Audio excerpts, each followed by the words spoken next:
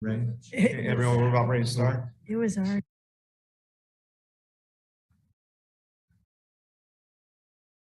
Yeah, sometimes. Okay, good afternoon, everyone. Can everyone hear me? That's virtual. I'm seeing that shake. Yes, okay. Thanks for everyone being here this afternoon. Hope everyone made it through last night okay. This is our first meeting of the year, and we're actually supposed to meet at least once a year per the bylaws that Kimberly French sent out for a reminder a week or so ago. So hopefully everyone has looked at those that's on the board. Just real quick, I'm Brian Jimenez. I am Code Official Assistant Director with Planning and Development Services. Assisting us today is Kyle Covey. He's a planner too in our department. And then also Adrian Jones, our senior plans examiner, will presenting the appeal process on agenda item number 3. We have 11 board members if you don't recall, and we need 6 for a quorum. And I'm pretty sure we got 4 in the city commission room, and we have enough on virtual to have the meeting today. So we'll move on.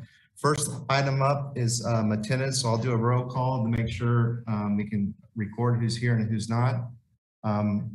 Board member Balat. Board member Blanchard. Here.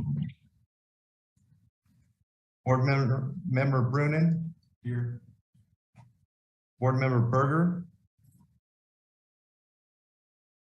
Board member Delfelder. Here. Board member Hoppy. Here. Board member Reardon. Here. Board member Shockey. Board member Scott. Here. Board member White. Here. Okay, thank you for that. Okay, so I'll just go over a few housekeeping items first to remind everyone, since this board only meets typically when we have a need to, so we need to get some refreshers here. This won't take that long. For those that are on virtual Zoom, we ask that you mute yourself when you're not speaking. We'd like you to keep your cameras on if possible. When you do speak, unmute yourself and say your name each time that you speak so that we know who is providing comment.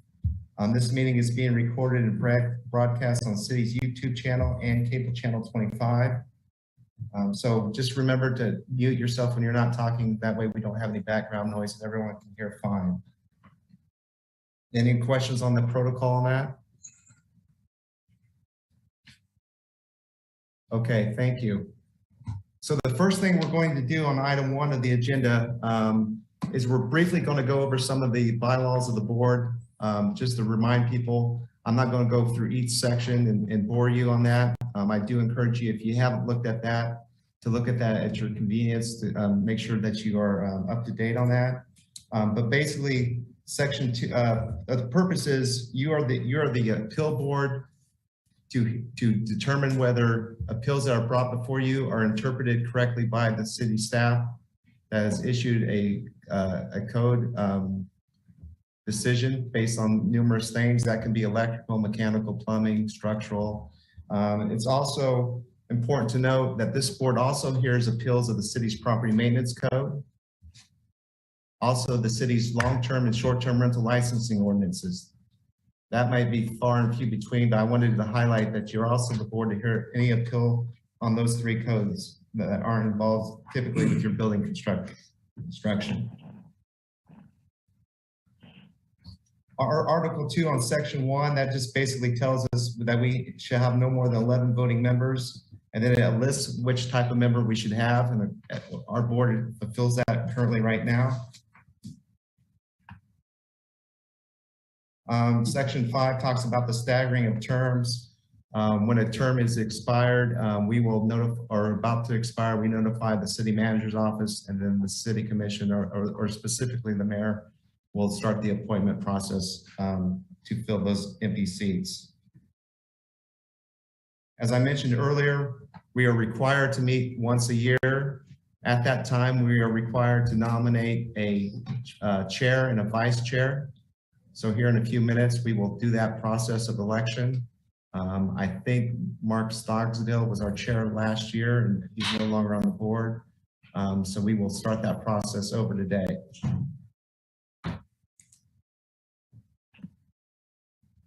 The chair will obviously run the meetings. In the absence of the chair, the vice chair will take over. And then I believe if both people are gone from a meeting, we will appoint someone in their absence.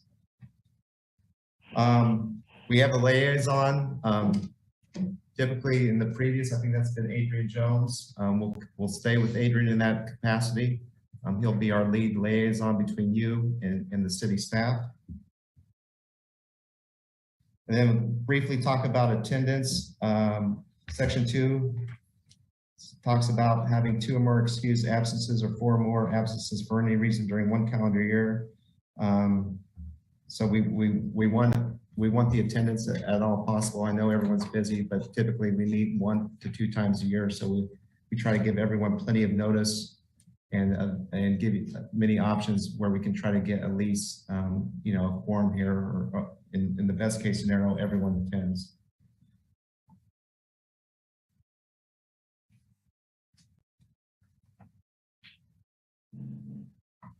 Last couple things I want to talk about in the bylaws is the open meetings and records request. When you were assigned to the board, you should have had a city manager's office should have sent out some open records and open meetings criteria.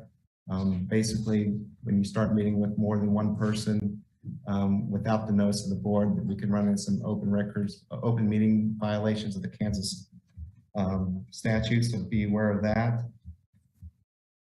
And if anyone needs that document, just let us know by email and we'll send that back out. And the last thing I want to talk about is conflict of interest.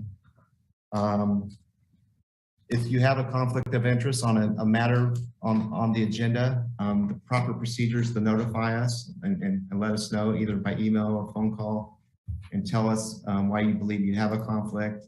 If it's readily apparent, we will tell you that you are correct and you'll have to excuse yourself from any matter that you have the conflict of interest in. Since we're doing hybrid meetings from here on out, you will have the opportunity to be Zoom or in person. If you're in person, you have a conflict of interest, we will ask you to step out of the city commission room or whatever room we are in and step out until that item is heard and finalized out, and then you can step back in. If you are on Zoom, we will ask you to disconnect, and then we will notify you when you can reconnect via Zoom and follow up with the rest of the meeting. 2 people have a conflict of interest today on the appeal. Kevin Hoppy is here in attendance at City Commission. We will ask him to step out at that time. And John Delfelder is via Zoom.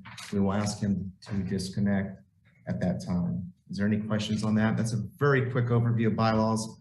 I don't want to spend a ton of time on any of those. I think you all have probably looked at those at least once. And like I said, if there's any questions on that, feel free to contact me by email or phone and we can discuss that. Sometimes we have to confer with the city attorney's office to get clarification on an item, so it may not be immediate response, but we'll try to get back to you within 1 or 2 business days on that. Okay, so the next step, any questions on that? I know I went over it pretty quick. This is Laura Blanchard. I did have a question on that. I don't know if this is considered a conflict of interest or not, but Paul Warner is a client of mine, so I don't know if I need to excuse myself.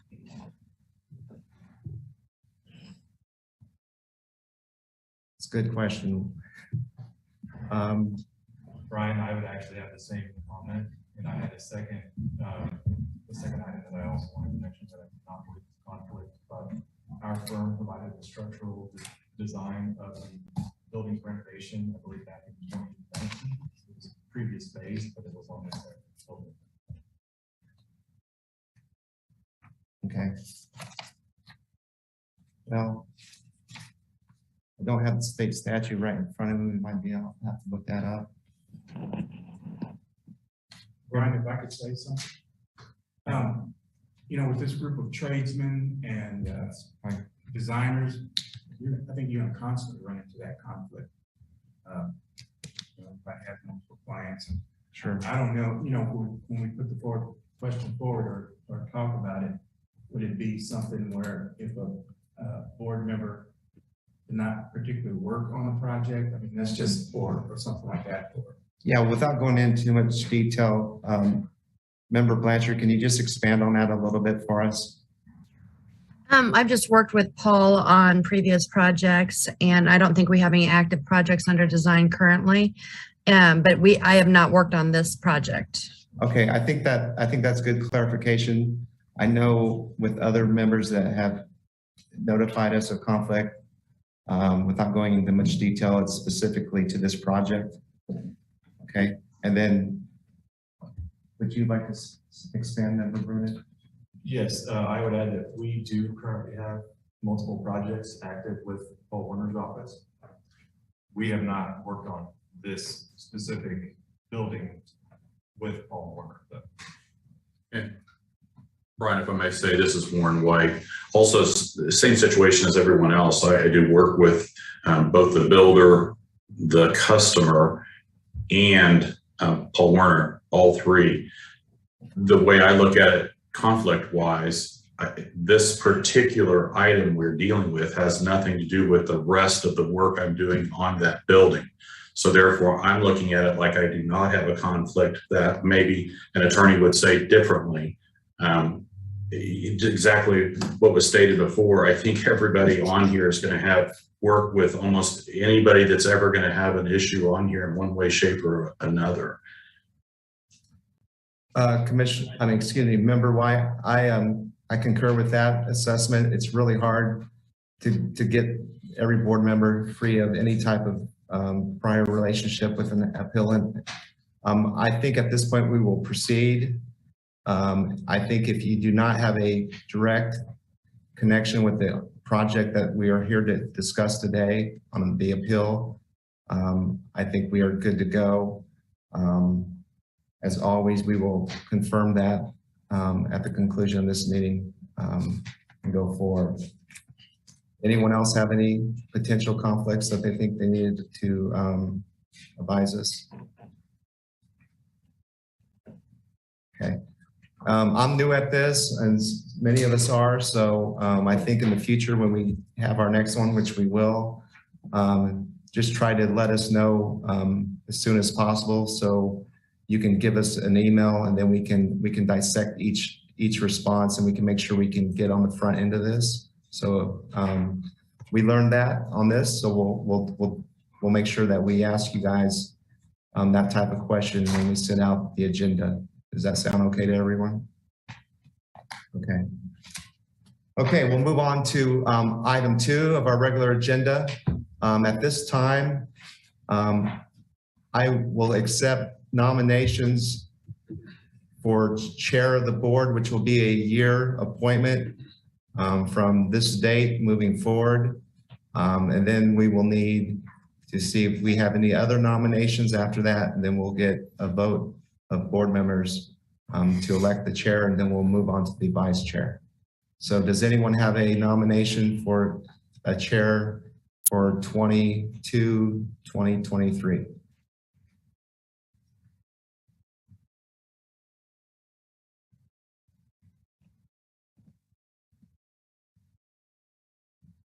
I think your guys' audio isn't working. I'm not hearing anything.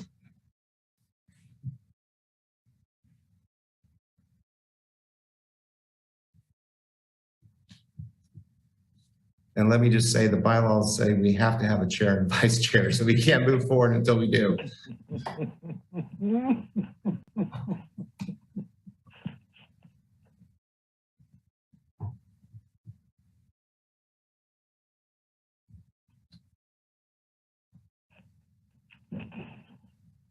I'll be the chair if no one else wants to.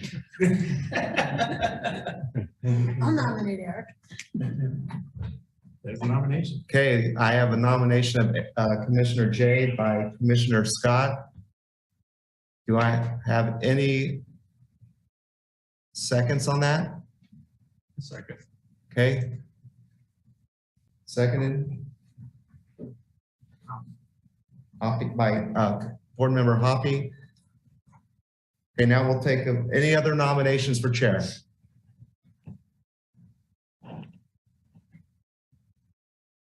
Okay, now we will vote.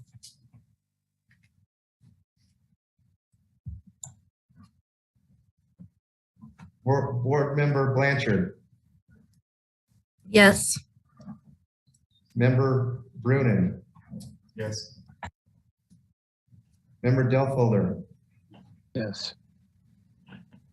Member J, Yes. Member Reardon, Yes. Member Scott, Yes.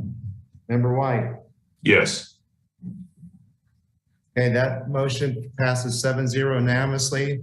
Our chair for this next next year is Board Member Kevin Hoppy. No. Eric. Eric. Jay, excuse me, apologize. Everyone's behind me. I'm getting sort of odd. Okay, so our chair. Brian, this is Alan Balat. Yeah. I noticed that I didn't have my video or audio on, so I am present and I would concur with that vote. Okay, let the records show. Member Balat is in attendance. The vote passes 8-0. And we'll move on to Vice Chair. Do I have a motion for Vice Chair for this next year?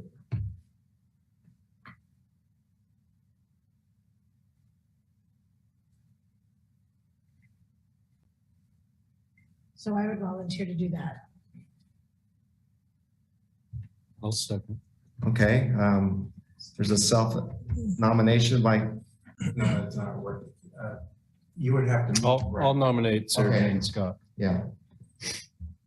I'll second that. Okay, so nominated by Member J, who seconded by Balat. Balat. Mhm. Okay, is there any other nominations for Vice Chair? Okay, and I'm remind you that you need to say your name when you speak to make sure everyone knows who you are. Okay, do I have any other nominations for Vice Chair? Hearing that there are none, we will take a vote on electing Board Member Scott as Vice Chair. Member Balat, Aye. Member Blanchard, Aye. Member Brunin, Aye. Member Delfolder, Aye.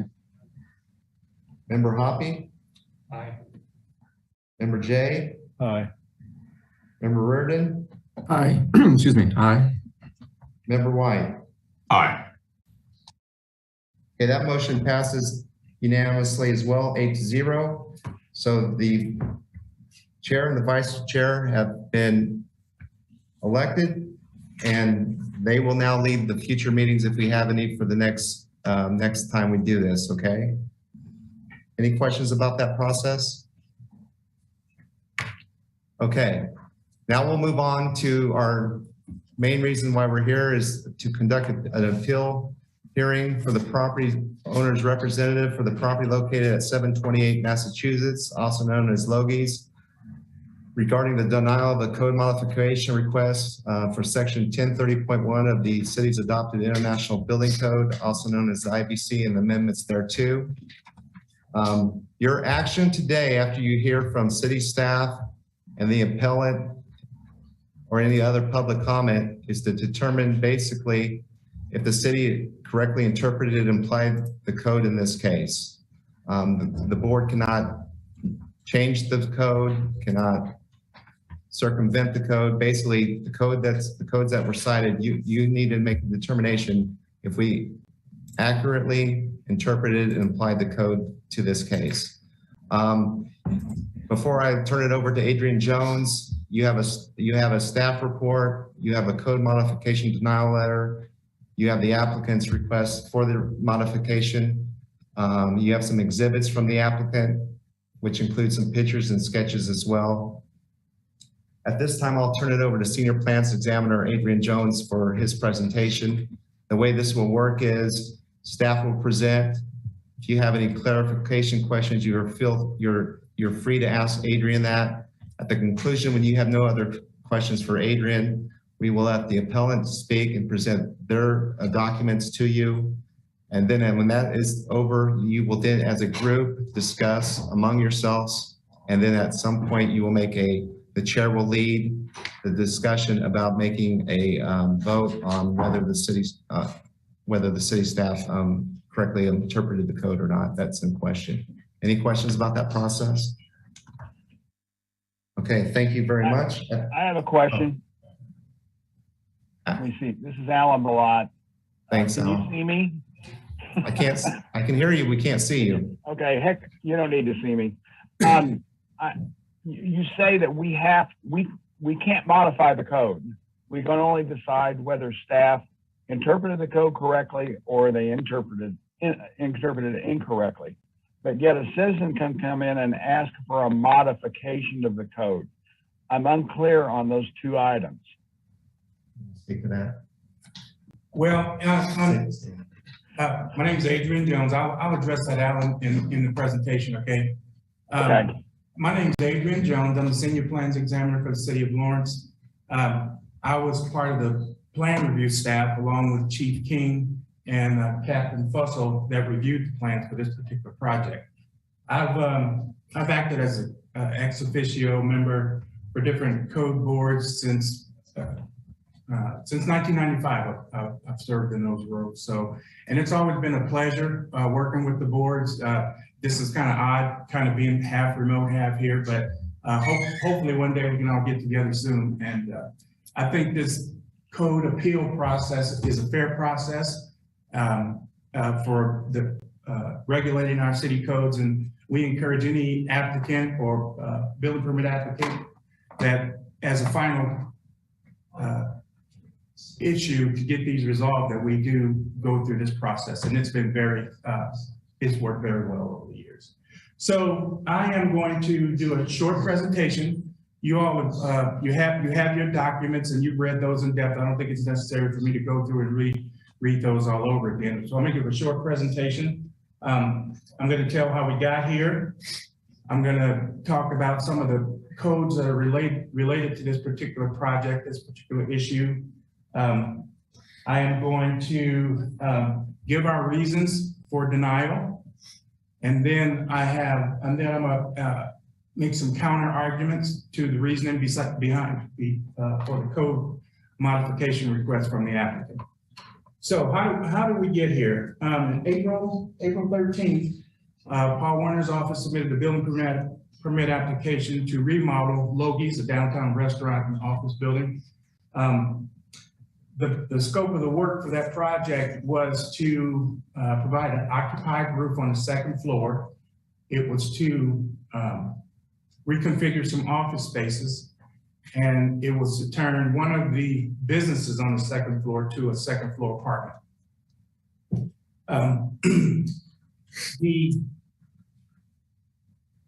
When they turned in the application, the initial round of reviews, we reviewed that, and both building safety plan review staff and fire prevention plan review staff identified a code violation with what we call the emergency egress and escape window in the bedroom apartment. The issue with that was that the code, strictly by the letter of the code, does not allow, there's a lot of requirements for the emergency escape and rescue openings. Height above finished floor, the size of the openings. But one of the main requirements, and I think one of the most important requirements, is that once that person exits through that escape opening, it has to exit directly onto a public yard, court, or open to a public yard or court, so that person can escape and get immediately away from the building. That's the whole intent of that code. And so when we looked at the initial design of the building, showed I'll just call it a bedroom, egress window.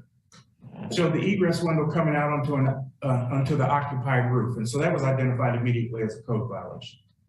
So we went through several rounds of reviews, and then we had plan review staff, fire and building safety staff, met with the architect, Paul Warner's office, and we also had emails back and forth, discussions back and forth, and we actually had in-person meetings. And through those rounds of reviews, we worked out an alternate method. And that alternate method was to allow a well, let me start by citing that code section. That code section, section 1030.1, and that code section I already decided that it specifically requires in the wording that does open up to a public yard or way. So as an alternate design, the applicant proposed providing a 42-foot high fence to separate the occupied roof from the means of egress, and that space, what we loosely call an egress alley, led from the window to a 2-hour exit enclosure. And the purpose of that was that person could climb out that window and go directly to an exit enclosure and out.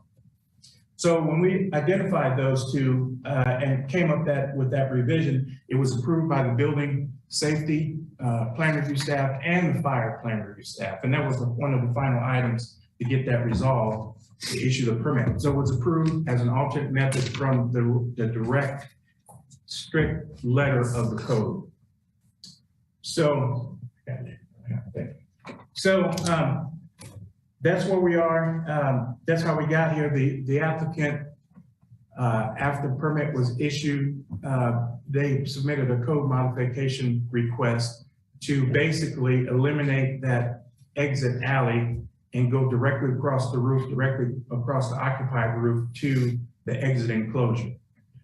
So we reviewed that code modification request and denied it. So here are some of the code requirements that are associated with this particular situation. So the building code defines different uses in the building by occupancy group, or just call it uses. And there are 10 of them in the code. We're not going to go through all 10, but there are 3 that come into play for this particular project. One is Group A. Group A is assembly occupancy. They're typically, you got churches, you got stadiums, any places where a large number of people gather. And those different assembly occupancies are broken down into 5 different categories. This particular occupancy that we're discussing today and that becomes part of this issue is what we call an A2 occupancy. An A2 occupancy is where it's a dining room where they typically serve food or drink and has a certain occupant load. So that's one occupancy group we're dealing with. The Group B occupancy of this building, it really does come into play. It is not under discussion. The Group R occupancies are identified as residential occupancies. You have single family homes, you have R3s or another group. You have R2s, which are typically apartments. The particular occupancy we are addressing in this code modification request is R3 occupancy. It's an apartment. I believe what we define as R2 is R2. I have to look at the code now, so I believe it was R2. It could be R2 or R3. It really doesn't matter because the issue is not with the particular occupancies. It's with the bedroom egress and escape opening. So also I want to address the requirements for the code modification, the building code specifically. When you apply for a code modification, there's specific items in that code modification request that you have to meet. And then fourth, we'll talk about the city's plan review staff, building safety and fire prevention staff reasons for denial. And finally, I will address the code modification request and some of the particular reasoning in the code modification request that building safety and fire prevention didn't agree with. So we talked about the code. We talked about so we're talking about the requirements of the code modification request when there are 4 basic tenets to that, I guess you would say. One is that it requires that there must be practical difficulties in carrying out the provisions of the code. Practical difficulties will be something like a beam in the way or an existing situation where you couldn't get clearance no matter or different thing. It's cost is not a practical difficulty. And if it's, as long as you can, and the building official makes that determination.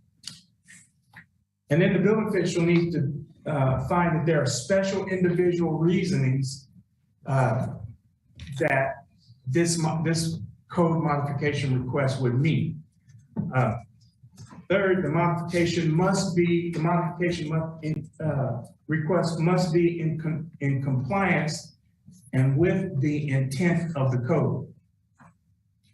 And fourthly, the modification request cannot lessen the life, safety, and health of the building occupants. So those are the four main requirements for a code modification request. And the building code official and the building safety staff and fire prevention staff, we all got together and looked at that code modification requirements and based on the code modification request and denied those.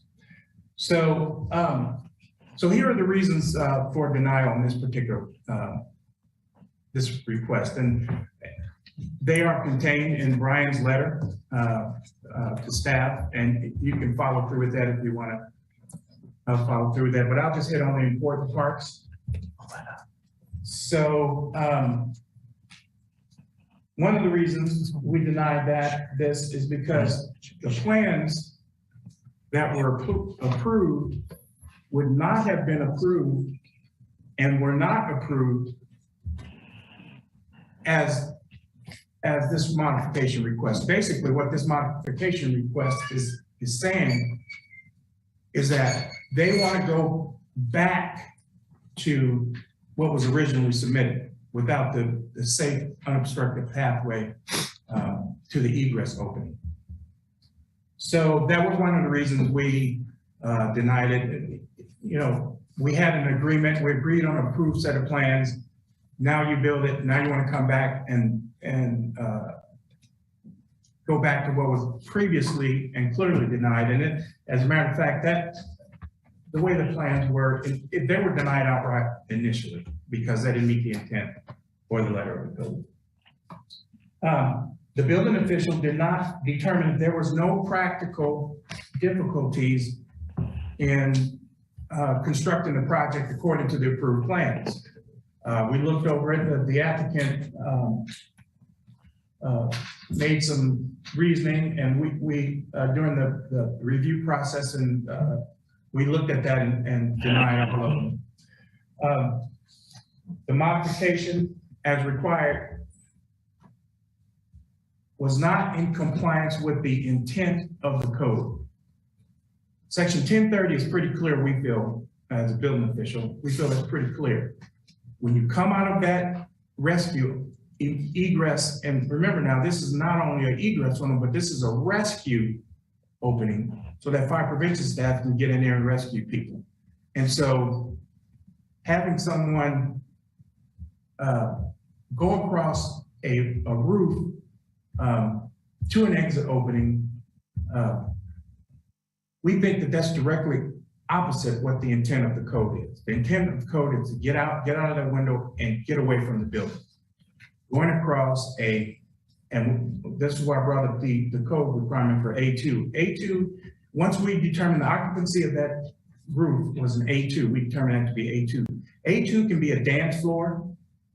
A2 can be a dining room, where in this particular issue, the A2, we assign an occupant load of, I believe, 90 for that roof. And so we don't believe that would be unobstructed. You know, suppose we had an evening like last night, hopefully we'll have another one again, and that roof is occupied, and for some reason, there's some type of fire or reason for an emergency, they're not gonna cross straight across from the window. I hope you all have the plans. I think we submitted a set of plans just a couple days ago or so, if you're looking at those plans. Sure, it's a shorter route, but if you gotta go through 90 people to get to it, we don't feel like that's unobstructed and clear and unobstructed path. Fourthly, the modification does not offer an alternative method. We feel that this is simply a requirement for a code waiver, which we just don't feel like that's applicable or prudent or safe, or it doesn't meet any. We're just not going to waive one of the most important code provisions in the building code between all the building, fire, electrical, plumbing. This is probably one of the most sacred code provisions. Getting out of your bedroom window and getting away from the building. And so we strongly disagree with and would not allow that. The fourth one is that the modification request, or the fifth one rather, is that the modification request does not lessen the life safety and hazard to the building occupants. As a matter of fact, we feel that it is just the opposite. So if you can imagine a situation, so you have a bedroom window egressing through an A2 occupancy, it would be no different. And because it's on the first floor, it's really no different in code language or code provisions. If you have that bedroom window on the first floor open into a dining room or a dance floor, I mean, it just doesn't, for that final point, it just doesn't meet the code requirements for the modification. So, and finally, one other point. We did, during the plan review staff, I'll bring it up, okay. So the reason, we looked at the code modifications, and the code modification request has some reasoning. I want to address those before the applicant can offer a rebuttal. One of the issues was there was overhead lines. We looked at that, and if you look at the images that you were presented, those lines are not over the building, they're over the alley, from what I can see in the picture. So that's, and also, if that was an issue, I'm going back to the first point I made, if that was an issue, it should have been addressed at plan review during the initial set of reviews, not in a code modification request after the project is under construction. The second point of reasoning for their code modification request is that they would need the cost associated, or I don't know if the cost or the execution of cutting a door into the stair enclosure. Once again, going back to the point one, that was during the initial round of reviews, that was a time to address that, not at this point when it's under construction. And also by that point, if it's the cost and not the execution, as I mentioned earlier, cost is not considered a practical difficulty in meeting the code modification requirement. The main reason I feel their reasoning for this code modification request is that they say that it is a shorter route from the window to the exit enclosure, as opposed to going around the circuitous route in the protected, unobstructed pathway to get to the opposite side of the stair enclosure. Well, if you apply that reasoning simply by measurement, yeah, it is true, where it's a closer route. But what the applicant doesn't apply in his reasoning is the roof would be occupied. We, during the research of this provision, we came across a study, and I can't provide you very many details on the study. It was something that's done in Europe, but I don't really doubt it. And that was that for a single 36-inch door, how many people can you get out of that door in what time frame? The study showed that it would take, you could get 40 persons a minute out of a door, single door. And you can egress more than, it takes about 2.5 minutes to get 100 people out that door.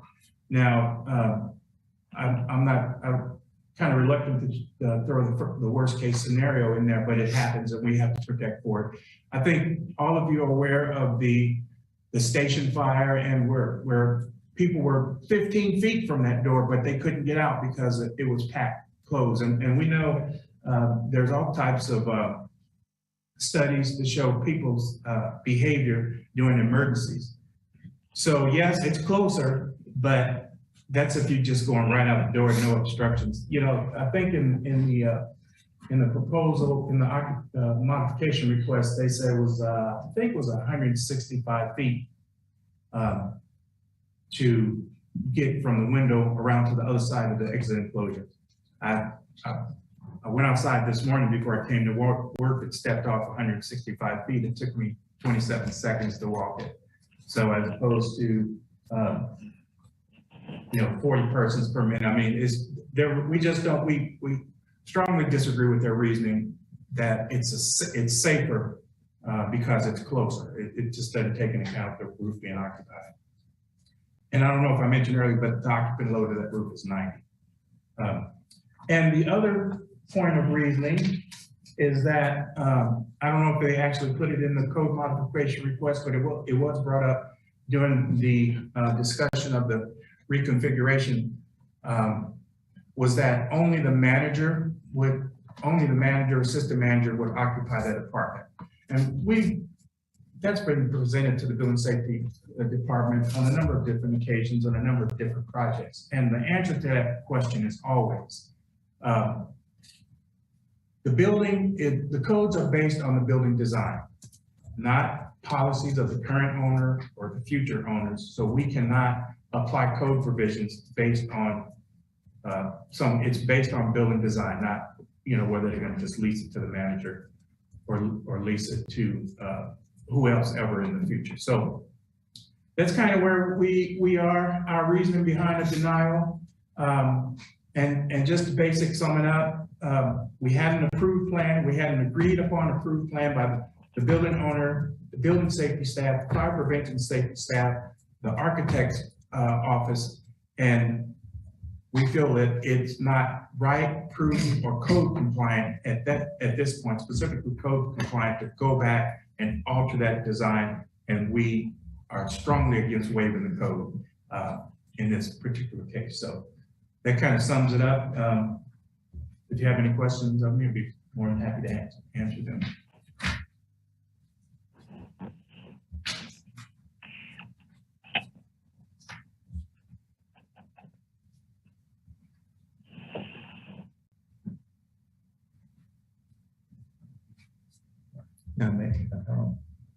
If there's no questions for Adrian Jones, then we need to have the appellant now present the response to the city staff's reports and decisions.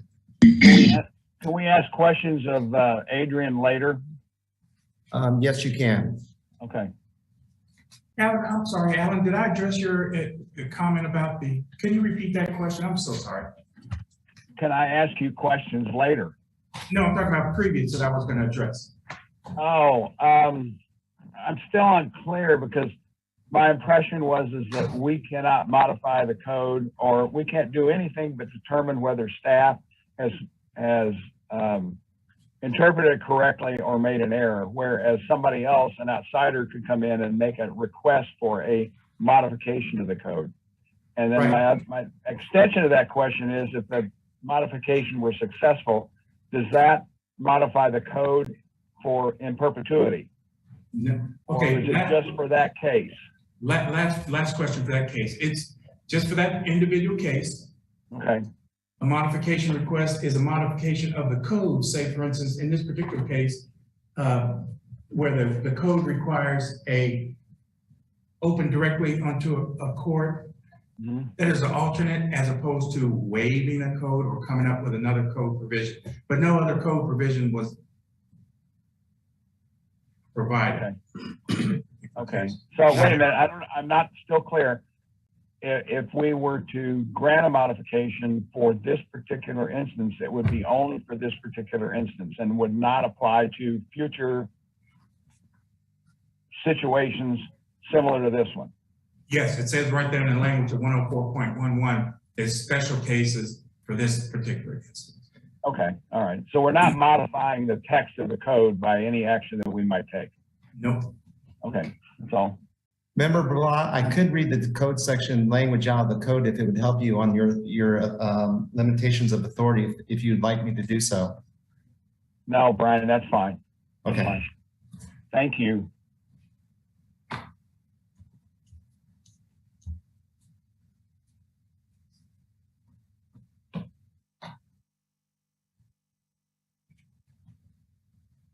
Paul here.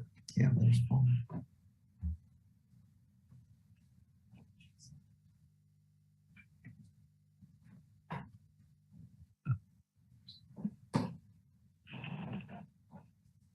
Brian Jimenez with the city. Paul, are you ready to present? Yes, thank you, Paul Warner Architects. I hate disagreeing with Adrian. It almost never happens. I appreciate everybody getting together. I know this is takes some time. So I'm going to refer you. I hope everybody's read, because I'm struggling a little bit, as I think Alan is as well, with Brian's letter from February 28th. When it mentions that we can appeal this decision. And one of the sentences, as he's pointing out of the process for the appeal, is that the articles do not fully apply, abbreviating, or an equally good or better form of construction is proposed, which is the process we were heading down the path of this appeal, is that we do feel what we have proposed is the safest path to this exit stairway. So it's a little different than the technical issues of these code sections that Adrian was referring to. So I will go through this first, and then may chime in on one or two of the code sections as well. But I'm still proceeding under the idea that the board can approve what they feel is an equally or good or better form of construction. In comments, I'm hoping our chief building inspector in meeting out on site said, at least to me, that if this was approved, that he wouldn't lose any sleep over it. I certainly would never propose anything that I think is unsafe. We do think this is the safest path of travel. And let's look at the floor plan to make sure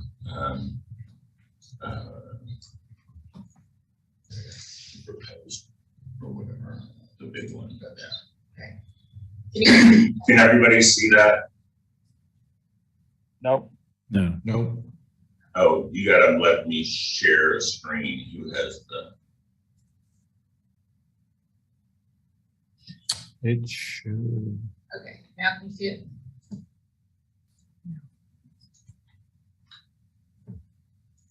We can see you now.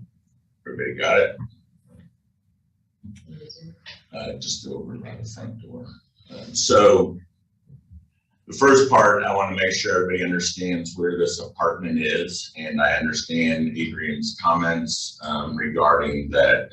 You know, maybe the city can't necessarily always guarantee who's going to live in this one-bedroom apartment. It is meant for the manager.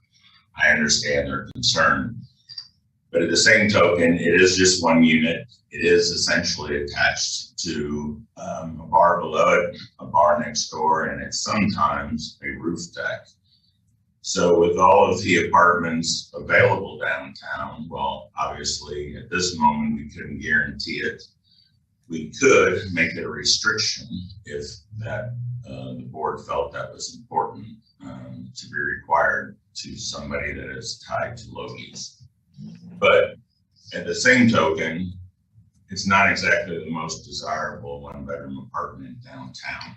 But having said all of that, by the entry door, what I want to make sure everybody is clear is that the first path of egress and the exit would be right out the front door and down the set of stairs to Massachusetts Street. The second part is south and then down the hallway and across the roof deck to the 2-hour stair enclosure.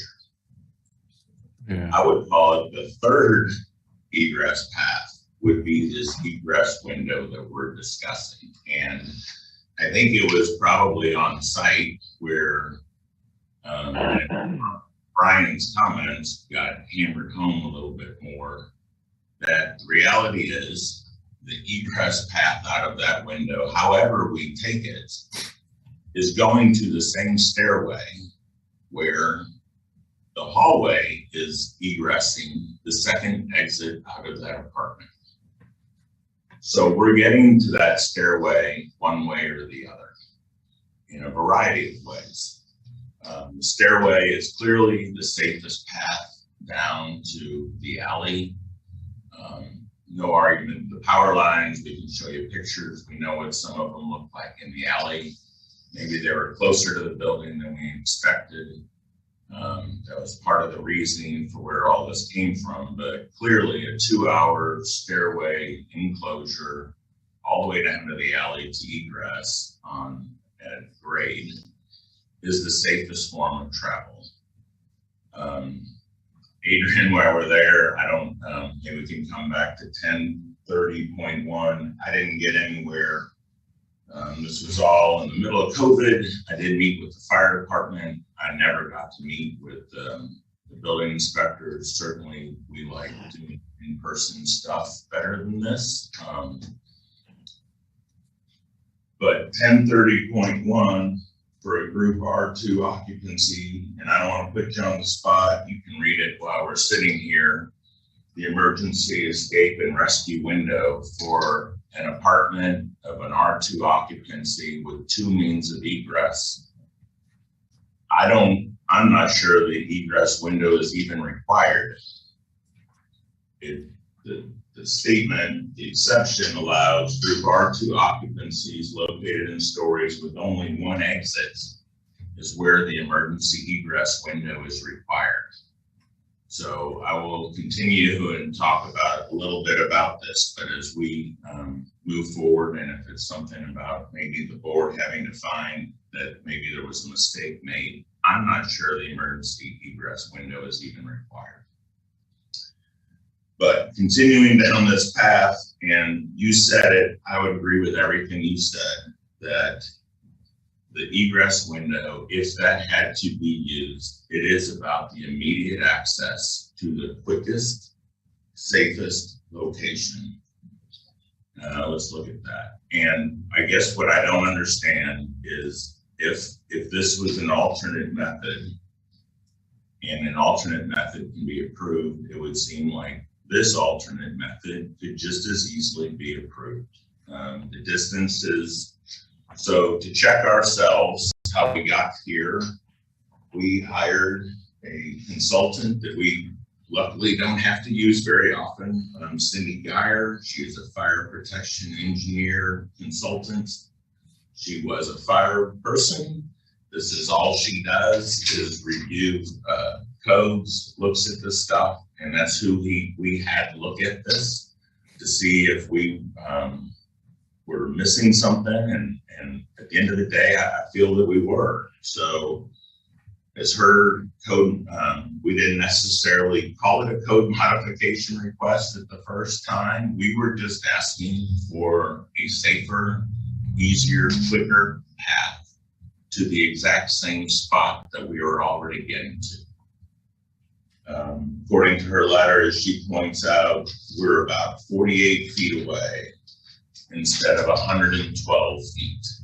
So when you look at this diagram, we already have a gate to access the mechanical equipment, that the path that somebody would have to take all around the perimeter, all along the alley and into the stairway.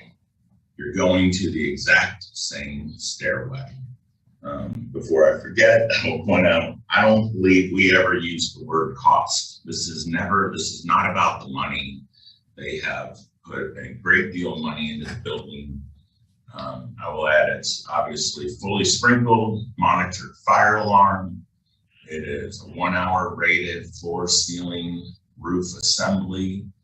The people leaving that apartment are walking across the exact same type of construction, whether they go this path or whether they take the path that we're asking you guys to approve. It's just 80 feet shorter, and it seems that that is the safest path to that stairway. I just think, put yourselves in that position. If you were standing there and you came out of that window and you're staring at the door for the stairway, which path are you going to take? And I just, for the life of me, I can't see why we would go all the way around with all of that other stuff going on instead of just heading straight to the stairway. So it seems to me that we are looking, whether we want to call it an alternate method, we're calling it in our minds the safest path to get the people, somebody in that apartment, if they by chance, on the slight chance that they needed to use it, would go that direction. So Adrian is correct, the roof deck is an A2 occupancy. Barring last night's exception, no matter how much we like to think, you know, bars can be busy places, but we're still in Kansas. There's very few, I think this may be the only one of roof decks downtown. There's a reason why. It would never be used on a Sunday, Monday, last night being the exception, Tuesday, Wednesday. Most of these places, they aren't even open on Sunday, Monday, Tuesday, Wednesday. The Hawk, Bullwinkles, Logies, what was the ranch, the kids, they all alternate certain days where they go out. I know the owner may not like to hear it, but if that roof deck will not be used 4 or 5 days out of the week.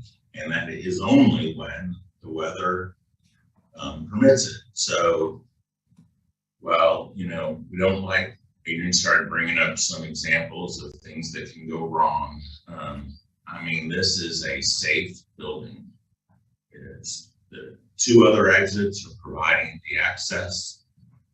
If there was an incident, everybody on that roof deck ought to be getting to that stairway. They have 2 exits as well. That stairway, which is designed per code, the width of the doors, everything that was mentioned, or they can also exit directly to Massachusetts Street to the west.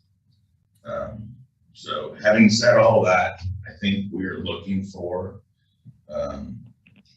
your approval to an equally, what in our mind is the safest path out of that bedroom, if it by chance ever has to be used. Happy to answer any questions. I think it's probably fair to, you know, Brian visited the site. I'd like his opinion on what we discussed when we were there, if he'd chime in. And probably ask Adrian if he's looked up 1030.1 and maybe has a different opinion on whether that changes anybody's mind or not. And happy to answer any questions. I've got a question. Go ahead. Paul, this is Eric J. Can you hear me? Yes. I'm just curious. I'm looking at one of the photos of the deck with some of the existing posts that are already erected, and mainly the ones around the mechanical equipment. Those posts appear to be, I don't know, 5.5, 6 feet tall. I'm just curious what the plan is for the screening on those, and also that gate, because I'm just thinking about if someone comes out of that window and there's a shielding device there that they can't see across that into the door. So I'm just wondering how they actually know that door's over there. Well, you know, whoever is staying, like I said, the manager, you know, maybe not perpetually, but the manager is set to move into that unit, which, so obviously very familiar with the building. There are lights out on the deck. There's emergency lights that go off. I think it becomes pretty apparent on how they are supposed to exit that building. Yeah, I think it gets back to more of if it's not the manager standing there is what I'm worried about a little bit, because it does look like it's tall enough to block line of sight from when you come out that window to the door, especially if there's 90 people up there. You know, emergency lights and emergency exit signs. Certainly could add an exit sign. I think we, again, the first path they're going is out the front door and down to Massachusetts Street, but certainly, we could certainly educate somebody on several facilities. We have exiting diagrams at the front doors, stuff like that. I think there's a way around that pretty easily.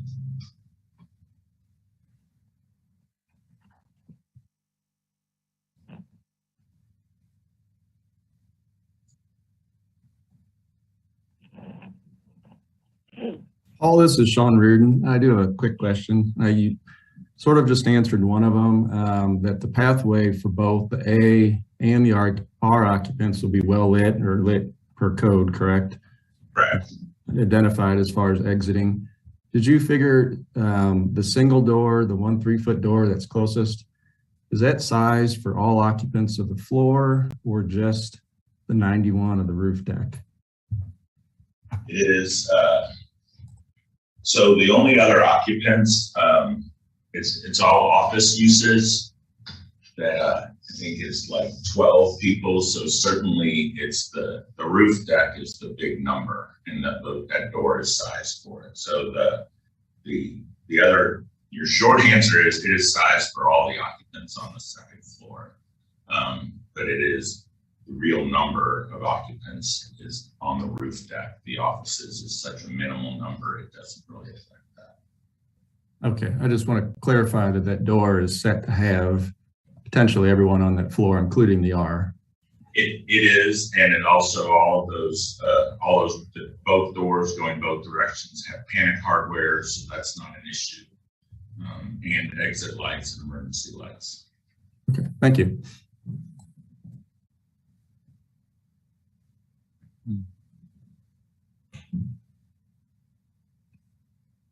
Brian Jimenez, city staff. I would recommend or propose at this time, if there's no more questions to Adrian or to Paul, that you guys open it up for discussion, and we'll ask anyone with conflict to either exit Zoom or exit the city commission room at this time.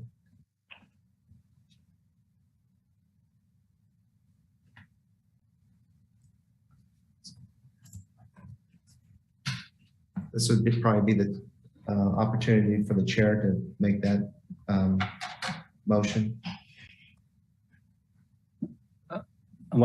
This is Eric J. I'd like to make a motion to open up things for discussion.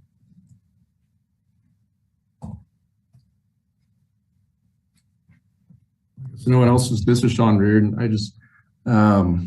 I've worked quite a bit with Adrian and some of the other folks there, and appreciate the opportunity to serve again on this board. It's a great group and you do great work.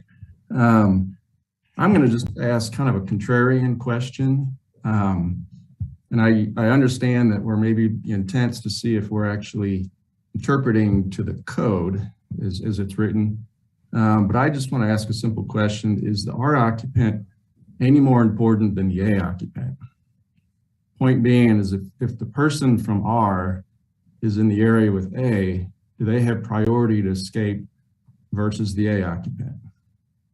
As I look at this as sort of a cynical question is, if there's a fire event, everyone's getting out, and is there one person, because they have a occupant type hanging over their head, who's more important than the other?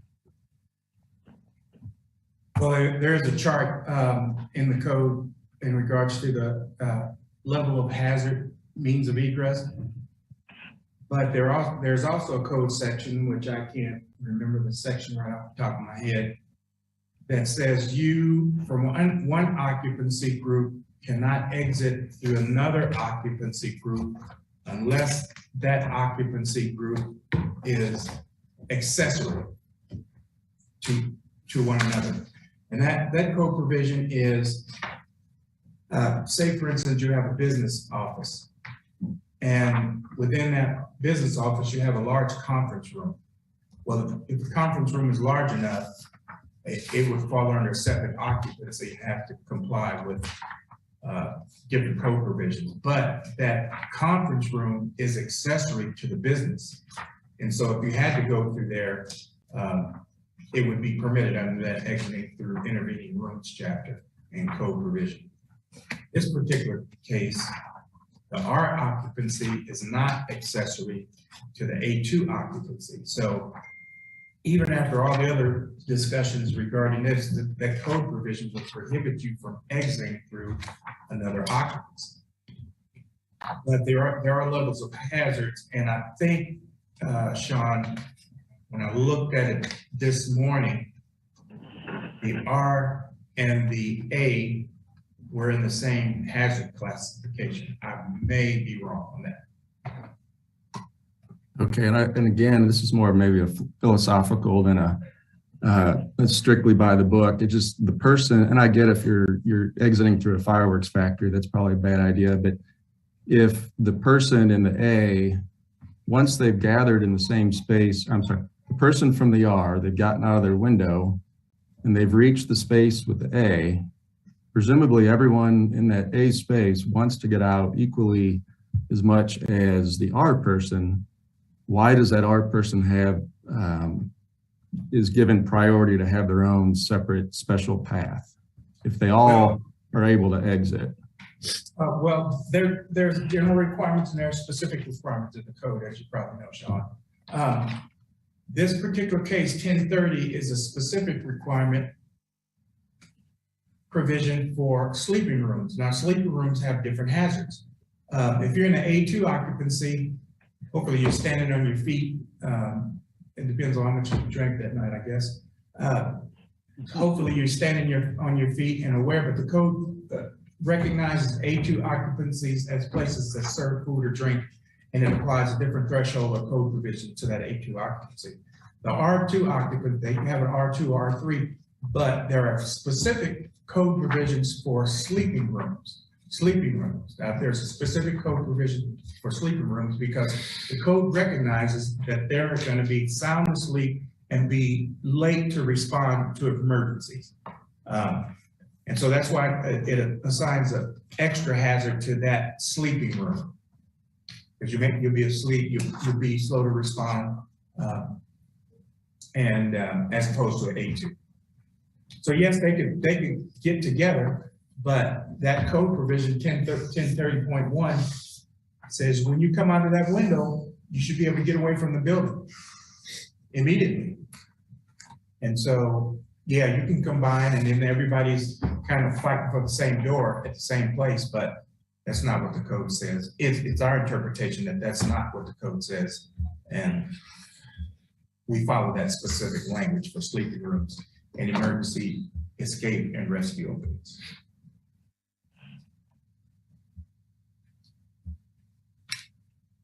Okay, understood. Thanks for clarifying that. Adrian, Yes. can you see me? I can see Sean. I can't see you. Yes, I see you, Alan. Okay. I think I need a clarification on occupancy classes. Aren't A occupancies classified that way and it's the most restrictive classification of occupancy in the code because the people that are occupying an A occupancy are unfamiliar with the space that they're in that it's a transient event, and therefore they need greater protections. Whereas our occupancies are much, much less restrictive because people have a tendency to live in the R occupancy on a continuing basis and are familiar with their surroundings. That is correct with the exception of the R1, which are hotels. Right, I know that. So given that, once you get outside that egress window, what classification of occupant are you? I'm kind of following Sean's thinking there. Well, if you cross into that threshold beyond what we determined was set up as a barrier, we would set that barrier between the R2 and the A2 as that fence. So if the fence is not there, when you step out that window, you're immediately in the A occupancy, A2 occupancy. Okay. With the fence there, we assume that that is the barrier between the R2 and the A2. Okay, so we can stipulate that once they step out that window, they are, they've met the requirement of the exit access in the definition of a court. Is that correct? Well, when we reviewed the alternate method that was submitted and proposed, there was no clear definition of that space, that path. That's why we quote unquote called it an egress alley. But this morning, as I was reviewing the code section, I could more refer to it as exit access. With typically when you come out your window, that is the exit. So we extended a path of exit access to the 2-hour enclosure. So even though the code was not clearly defined what that pathway was,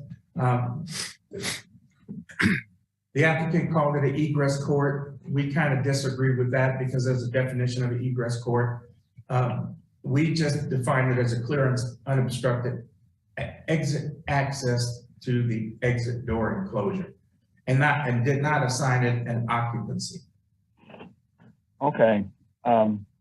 Given that the A occupants are much greater in number, but much less familiar with that particular surrounding than the R occupant who's coming out the window, or 4 occupants, or however many there are,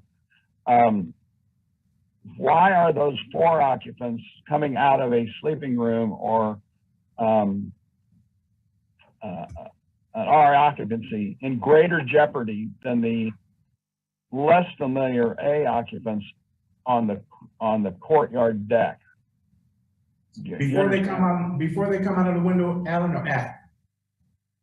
Beg your pardon? Well, once they get out the window, why are the R residents in any greater jeopardy, given the interpretation of the code that they are more familiar with that area than the A occupants?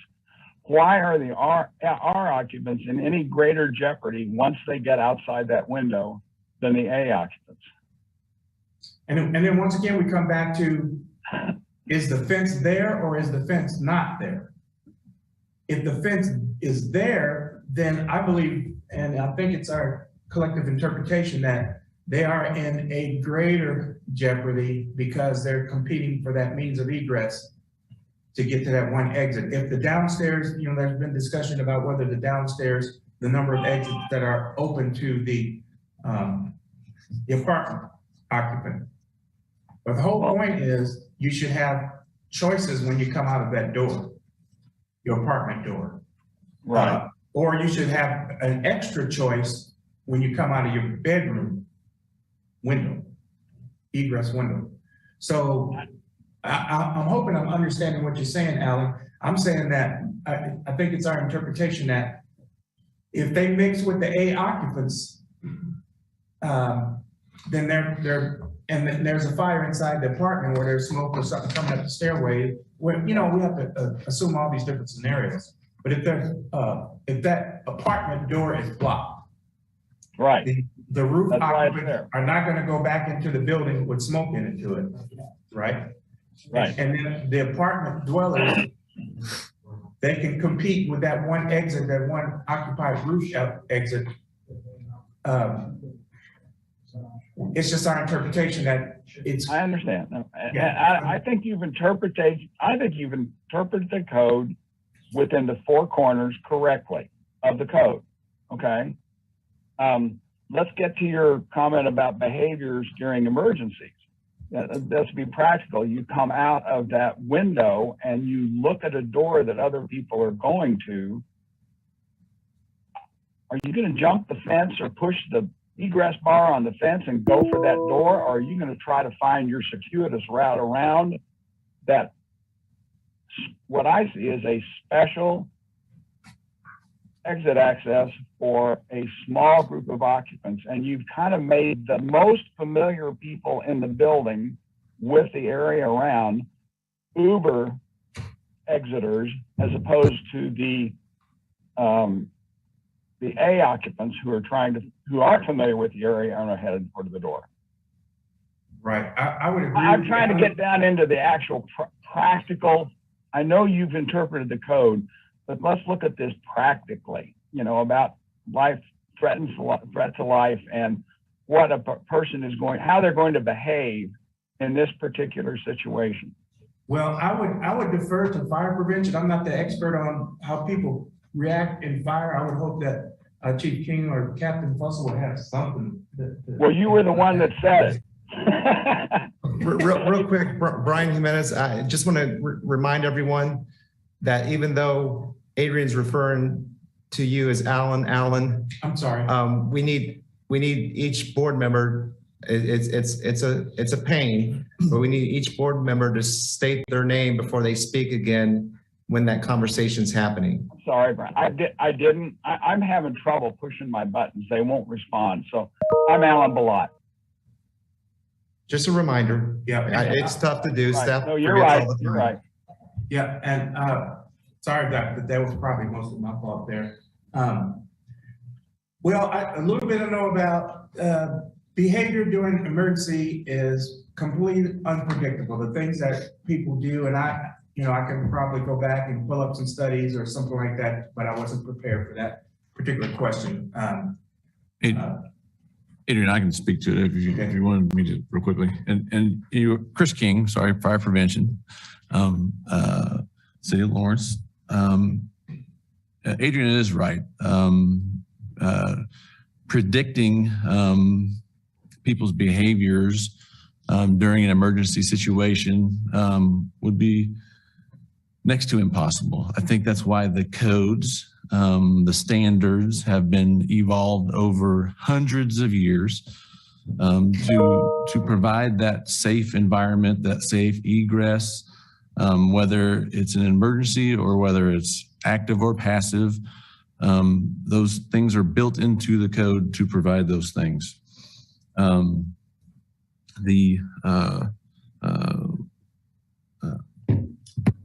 The thing that we also, and the code doesn't talk about, we talk about practicality and would I want my child, is that safe for my child? Does that meet the code for my child to stay in? Those kind of things, that's practicality sometimes we have to look at, but the code doesn't speak to my family. It speaks to everybody that it applies to. I think that the challenge, Alan, you had talked about was the R versus the assembly, and why is there more restrictive almost on the R when the assembly has been identified as a higher hazard? And I think that's right where it lands, is that the assembly is a higher hazard identified by the code, in which the tenant or the person inside the sleeping unit is trying to egress out onto the roof. Did that answer the question? Hold on. This is Can I- Alan Balot. Alan, can I please interrupt real quick? Brian Sure. Jimenez. So we've been informed that this commission meeting room has another scheduled meeting at 2. We do have maybe a plan that would work if we could take a 15-minute recess, if that would be agreeable by the board. I think the board probably would want to resolve this today and not have to come back. Would that be a fair assessment? I'm seeing heads shake yes. Yes. Okay, so here's what we're going to do. We'll take a 15-minute break. Our office is obviously a 1-2-minute walk from City Hall. We'll go to our conference room. The board members that are here will need to come with us, obviously. Everyone will get back on in 15 minutes, and then we'll continue this. I apologize for this, but I think we probably got at least another half-hour discussion or more, it sounds like, before we come to, and I don't want the board to rush. I want you to be completely comfortable in where you land on this.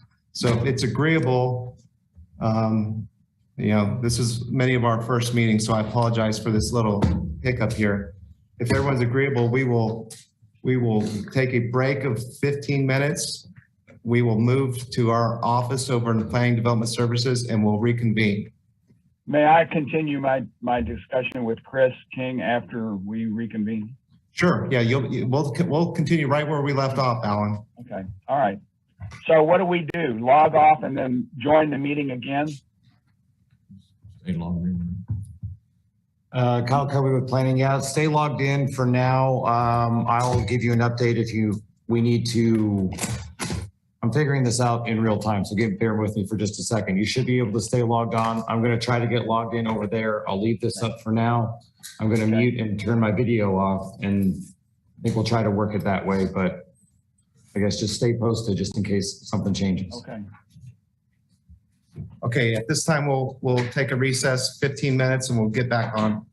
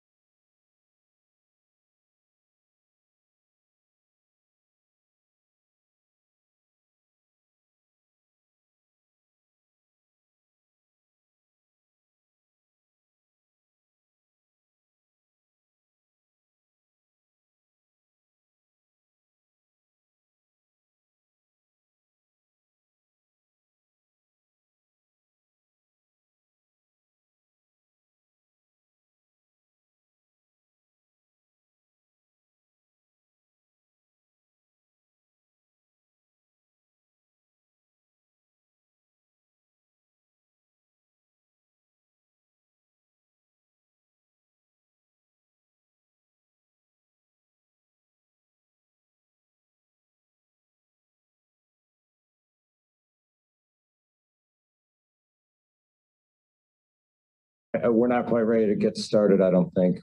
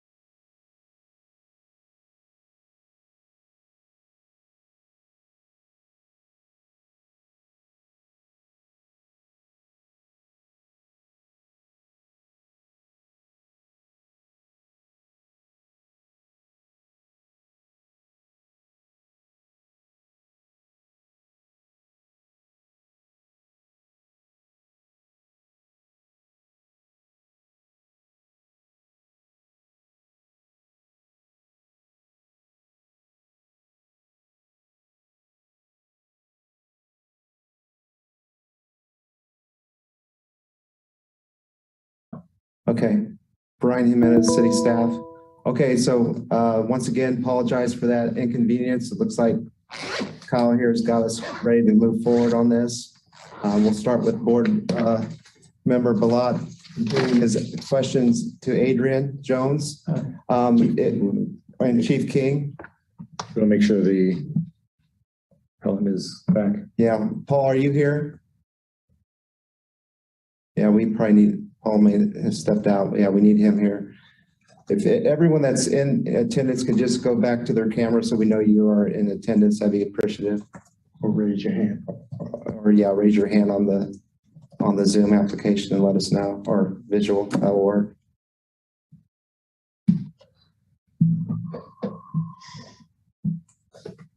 Looks like we probably just need to confirm that Alan Balat and Paul Warner's here.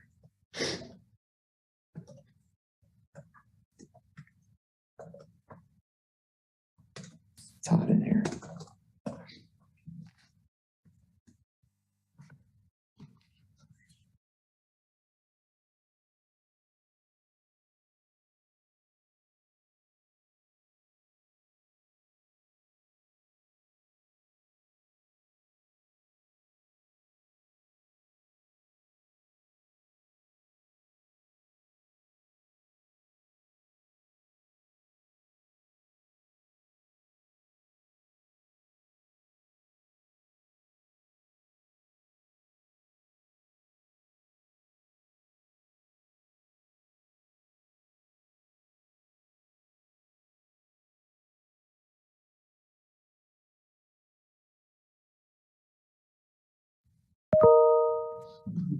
Paul, if you could let us know if you can hear us.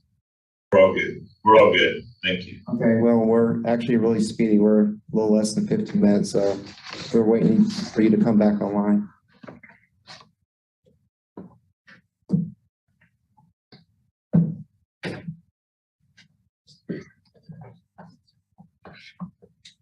Okay, we're, oh, Alan's not. Alan, are you here?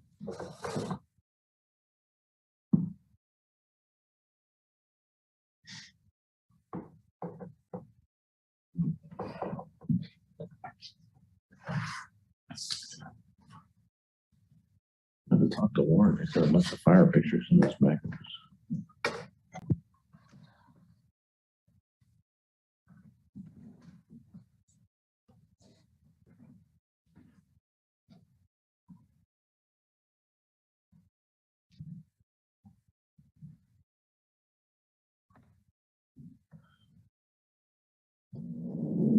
Does anybody need any water or anything?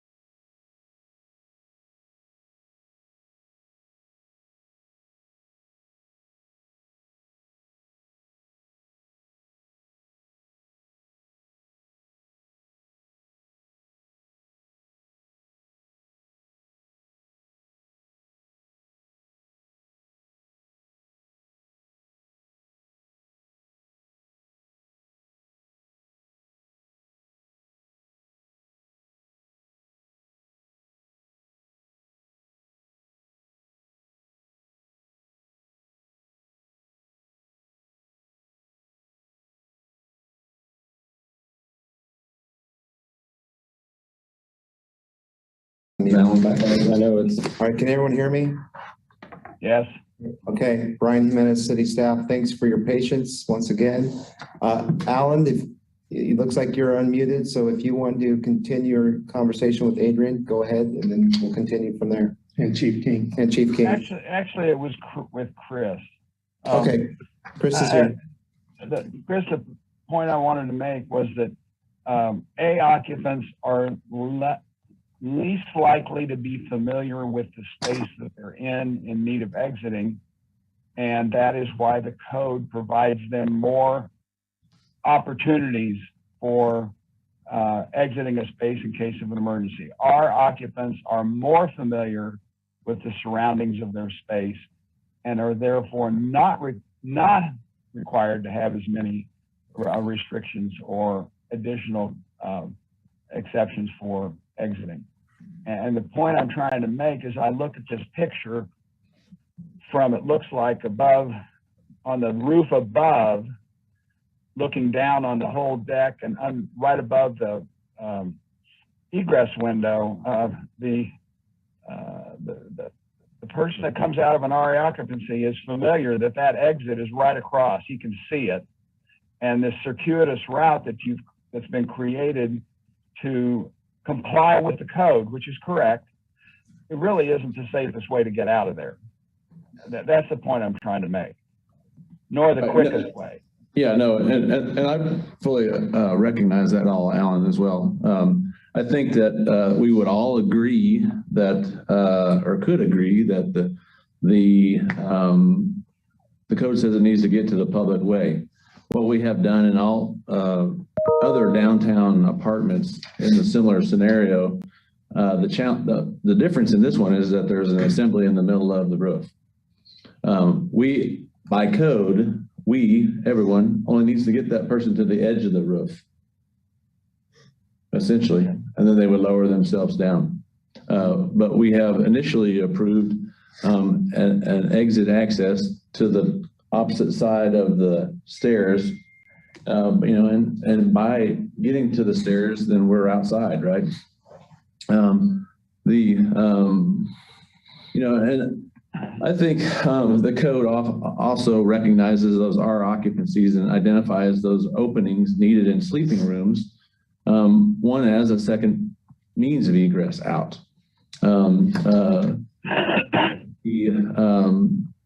For purposes of being able to escape, to get out.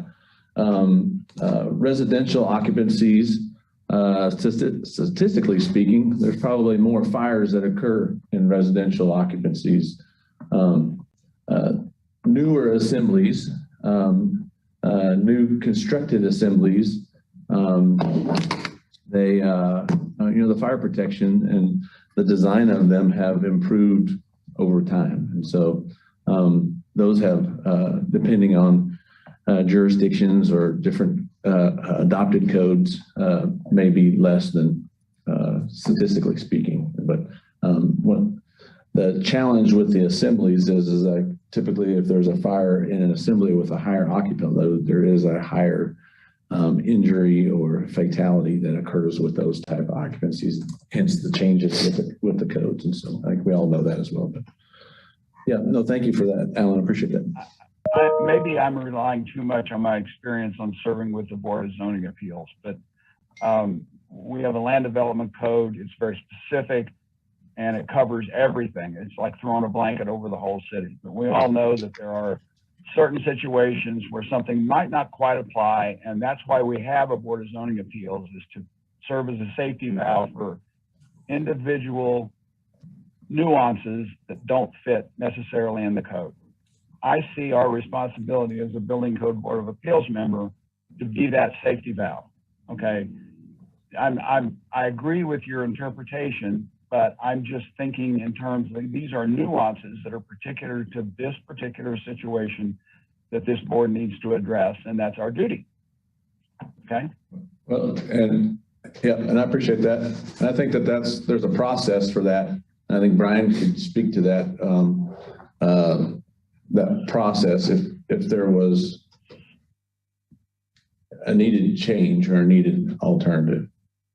Are you referring, Brian Jimenez, are you referring to a code amendment to address something like this? Right. I mean, yeah, that's something we could address in the future.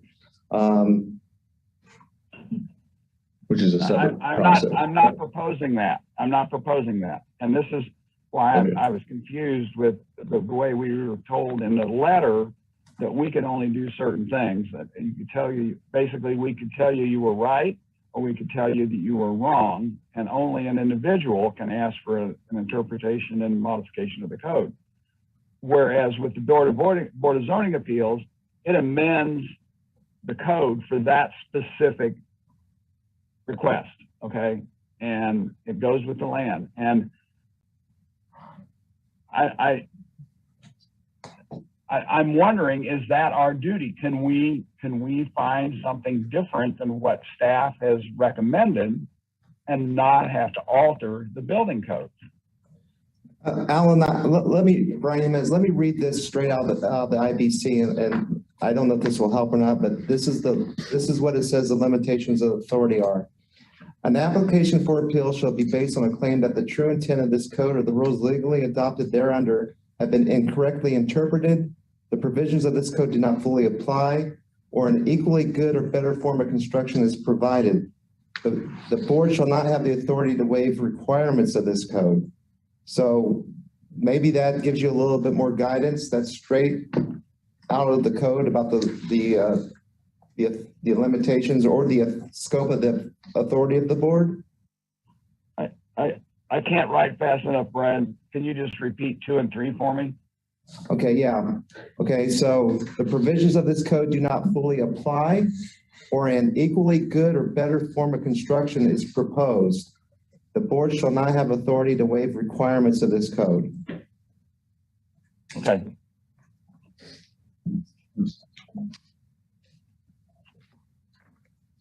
And if anybody would like me to read the alternative methods design, the alternative materials design and methods of construction equipment, which this is pretty much based on, I can provide that as well. If you don't think so, I won't waste our time on that.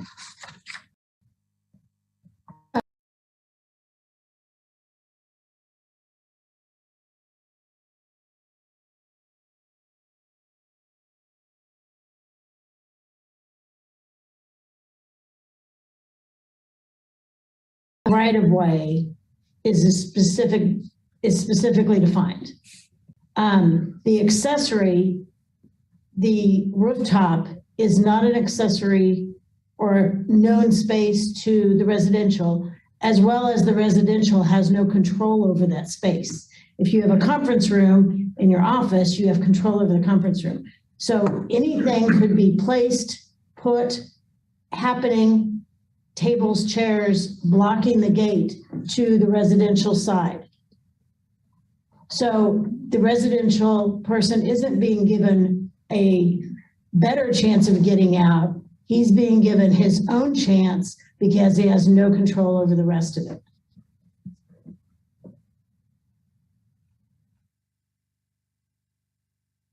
So as for what the board can do, so we can say, yes, we agree with the code officials' interpretation, or no, we do not, and vote accordingly.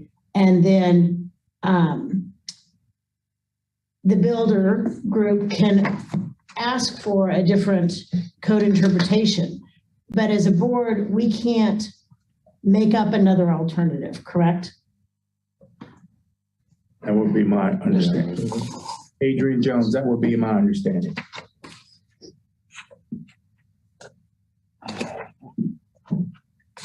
This is Alan Balat. Could you please read 2 and 3 again for me, Brian? Okay, and this might help with board member Scott's question as well. I'm just going to go through it again. It's not that long. I think it's relevant that we do this. An application for an appeal shall be based on a claim that the true intent of this code or the rules legally adopted thereunder have been incorrectly interpreted. 1, the provisions of the code do not fully apply, or 2, or an equally good or better form of construction is proposed. 3. Thank you.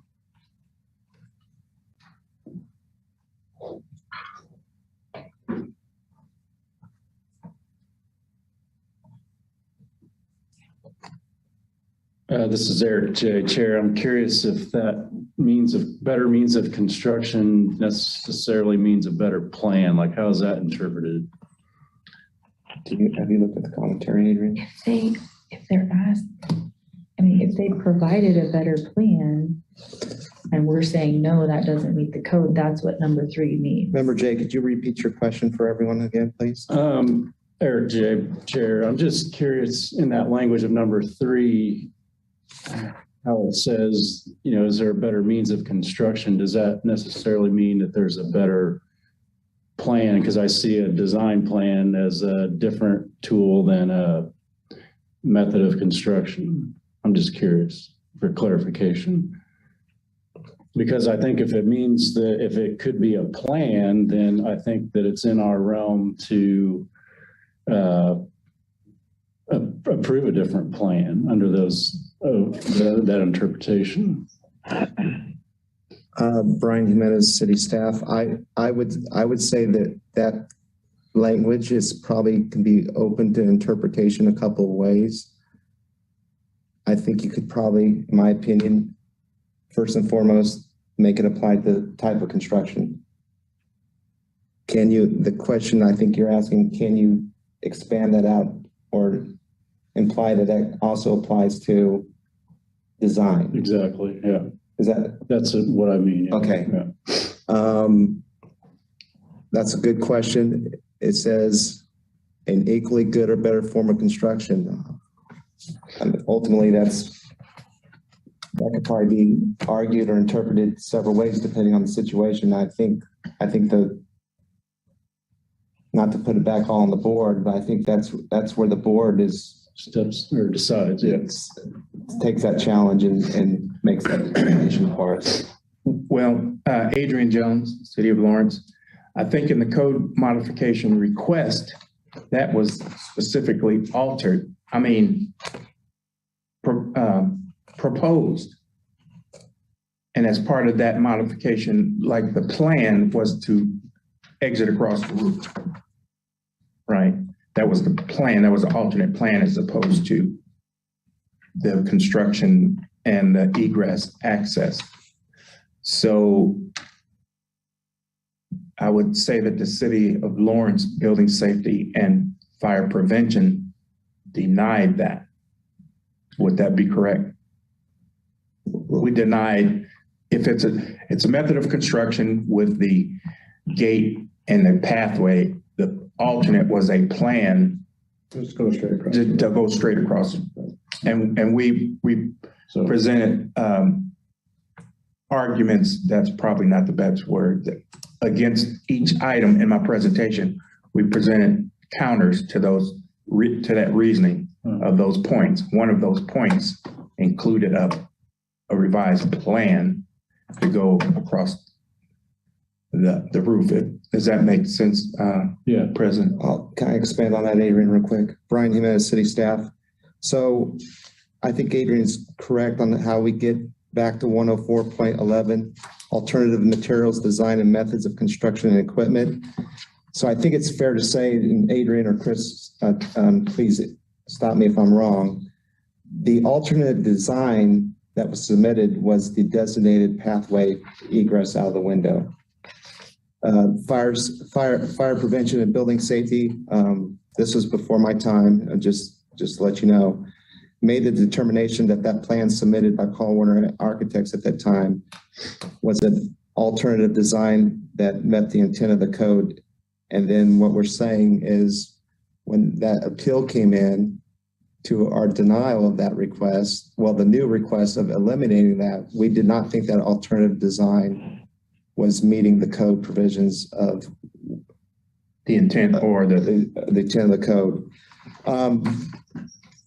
Do you think it would be helpful if I read that 104.11 for you to help any clarification? It might help, but I'll let you guys tell me one way or the other. I think that you provided that in the packet, didn't you? Well, I know, but they may not have it handy. Okay, do I have anyone that opposes that? Okay, I'm going to read it. Provisions of this code are intended to prevent the installation of any material or to prohibit any design or method of construction not specifically prescribed by the code, provided that any such alternative has been approved. A alternative material, design, or method of construction shall be approved where the building official finds that the proposed design is satisfactory and complies with the intent of the provisions of this code, and that the material method of work offered is for the purpose intended, not less than the equivalent of that prescribed in the code in quality, strength, effectiveness, fire resistance, durability, and safety. Where the alternative material, design, or method of construction is not approved, the building official shall respond in writing stating the reasons why the alternative was not approved. Yeah, shoot on that one.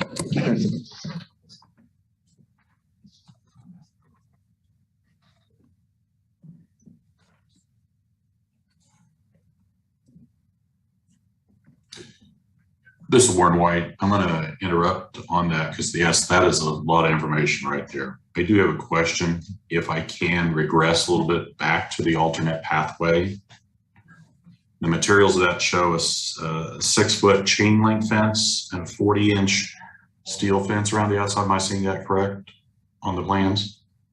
So is that, if that pathway is there, am I seeing that correctly to where that entire patio is encased in a 6-foot chain link fence?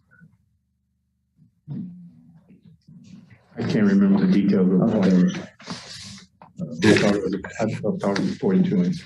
Okay. Chair, it says 42 inches. 42. Yeah, I was looking over on the side and it says 6 foot, or Perforated steel fence. yeah.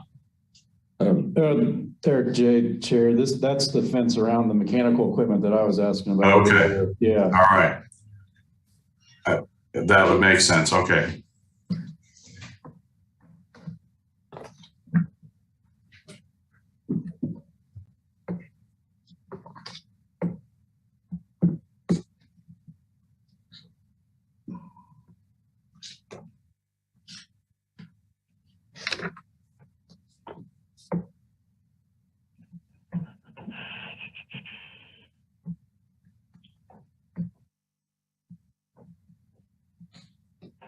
You want to have more discussion or open it up for the. Yeah. Brian Jimenez, city staff, just, we're still in discussion by the board members